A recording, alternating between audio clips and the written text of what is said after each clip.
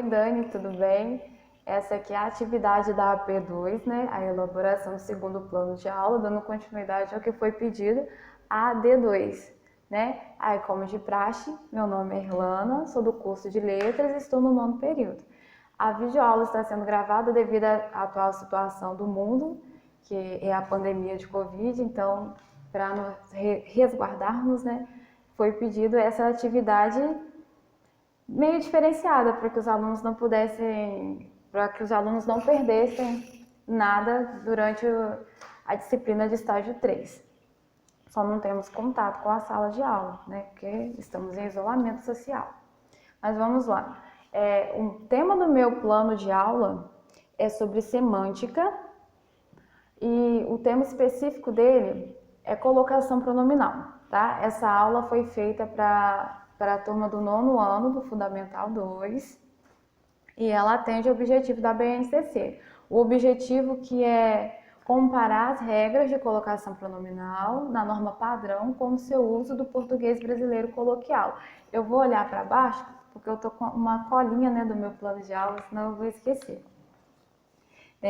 O principal objetivo é fazer com que o aluno consiga identificar dentro do texto a colocação pronominal e entender o seu uso no dia a dia também, né? Porque querendo ou não, a gente usa algumas coisas no dia a dia mesmo sem perceber. Mas quando a gente aprende, a gente acaba prestando um pouco mais de atenção sobre o que está acontecendo à nossa volta, né? Então vamos lá. Dentro de uma sala de aula, eu explicaria o que é o pronome oblíquo, que são palavras da língua portuguesa que podem acompanhar, substituir, retornar, retomar ou fazer diferença a alguns substantivos já ditos dentro da frase. E a colocação pronominal, que é o nosso foco, diz respeito ao uso do pronome oblíquo em relação ao verbo dentro da frase, né? Aí são feitas três formas distintas, são feitas três formas distintas do uso do uso da colocação pronominal dentro da frase, que é a próclise, a ênclise e a mesóclise. A próclise tem por característica principal ter o pronome oblíquo colocado antes do verbo. Por exemplo, não me deram uma caixa de bombons ontem. Lembrando que a gente está perto do Dia dos Namorados, né? Maravilhoso. Não me deram uma caixa de bombom antes. Não me deram. O pronome oblíquo me tá antes do verbo dar, no caso ali, conjugado, né? Deram. Aí temos a ênclise, que fala que o pronome é colocado depois do verbo. Então, a gente tem que perceber a ordem, como as coisas vão acontecendo. A ordem que a gente vai encontrando os pronomes em relação ao verbo dentro da frase. Então, na ênclise, o pronome oblíquo vem depois do verbo. Deram-me uma caixa de bombom ontem. E temos a mesóclise, que o pronome oblíquo vem no meio do verbo.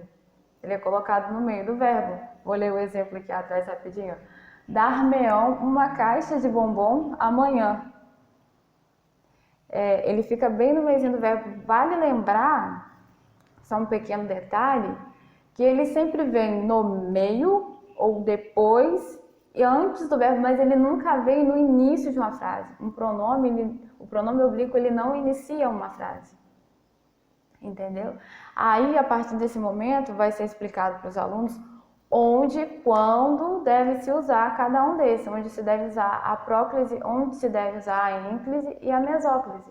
Por exemplo, a próclise, ela é utilizada em palavras, né, ou frases, no caso, em frases negativas, frases que possuem conjugação subordinadas. Ela é usada com palavras também, né, com pronomes relativos, pronomes indefinidos, demonstrativos, em frases interrogativas, exclamativas, optativas. Ela é mais abrangente. A próclise, ela é mais comum dentro do português, tanto para se falar no dia a dia quanto para se usar dentro da sala de aula. Aí temos a ênclise, que ela é um pouquinho mais, como que se diz, menos utilizada, tá? Só em casos mais especiais.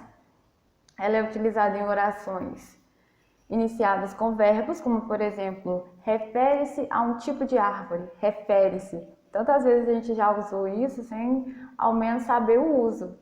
A gente vai repetindo o que a gente vê dentro da sala de aula ou que um coleguinha escreveu. Esse processo é chamado de ênclise. Vamos gravar, né? Lembrando, né, que eu pediria para todos os alunos para irem anotando o que foi escrito, o que eu estou dizendo no caso, né? Vamos treinar a escrita, que é bom. Em algum momento todos nós vamos fazer uma redação, né? E quem vai corrigir precisa de uma letra legível, então treinamento, né? Aí voltando à ênclise, ela é usada em orações imperativas afirmativas também, como por exemplo, sentem-se imediatamente, sentem-se, verbo sentar e depois a gente tem o pronome ser. E ela também é utilizada em orações reduzidas do infinitivo. Espero dizer-te a verdade rapidamente. Primeiro o verbo dizer e depois, isso mesmo, que eu esqueci, pronome oblíquo. Lembrando que um detalhezinho, ó, a gente vê muito o uso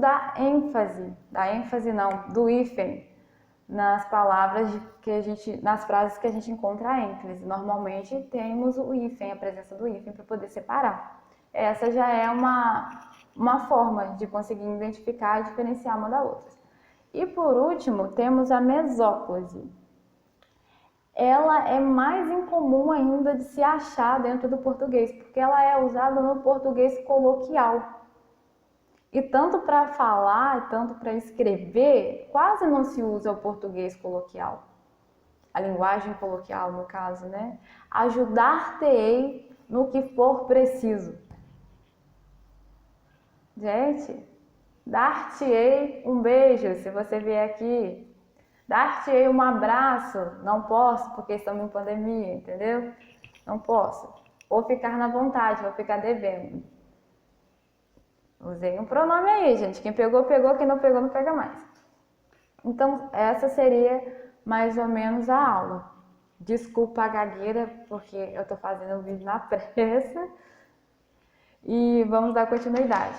Aí, para poder ajudar na fixação da atividade, eu elaborei um material didático dinâmico. Eu dividiria a turma em 2 grupos. E cada turma, cada grupo, né, teria direito de escolha de 3 números. 3 números. Lembrando que eu utilizaria, né, bexigas, só para tornar um pouco mais dinâmica a aula. Então a turma deveria escolher cada grupo deveria escolher 3 bexigas. Em cada bexiga dessa cada bexiga dessa vai conter uma frase dentro. Depois que a gente terminar, né, de fazer as escolhas, o aluno, no caso, por não poder estar em contato em sala de aula, eu mesma estouraria a bexiga, mostraria a frase escolhida pelo aluno, que estava dentro da bexiga, e ele teria que me dizer que tipo de frase é. Se é uma ênclise, se é uma próclise ou se é uma mesóclise. Claro que o grupo todo poderia pesquisar, entraria no consenso para me dar a resposta. Mas a dinâmica é essa, fazer com que o aluno converse entre si, saiba fazer pesquisa, aprenda a fazer pesquisa, né? Não se limite só ao conhecimento do professor. Opa, vou perguntar ao coleguinha como que funciona esse processo. Seriam frases parecidas com essas aqui, ó, que eu vou colocar dentro dos balões. Por exemplo, não te quero ver nunca mais. Esse é um exemplo de frase que a gente utiliza o processo de próclise. Vão ser mais ou menos frases desse tipo dentro de cada balãozinho desse, né? E por último, nós temos a atividade avaliativa, que no caso eu vou escolher realmente uma atividade, eu não elaborei prova, mas eu vou utilizar um livro de 8º ano. Ele não é mais utilizado em sala de aula, no caso ele já venceu a sua validade, né, rotativa nas escolas. Ele é de 8º ano, porém, dentro da BNCC, ele ainda obedece os critérios que são pedidos no 9º ano, então por isso que eu não vi problema em utilizá-lo. Então aqui temos atividades como tirinhas, alguns textos que podem ser utilizados com os alunos. Então, eu usaria isso como uma atividade avaliativa, né? Valeria com o valor de 1,5 ponto ou algo do tipo. Então, Dani, essa é mais ou menos a minha aula. Eu peço desculpa pela pressa, porque se faltou alguma coisa também peço desculpa, porque o final de semana já tá aí, né? Então a gente tinha que fazer o mais rápido possível. Eu espero que você melhore logo da Covid, que eu espero que quando esse vídeo chegar até você, que você já esteja 100% recuperada, tá? Melhoras, obrigada, desculpa aqui a qualidade do vídeo e a minha explicação, qualquer coisa. Tchau, Dani.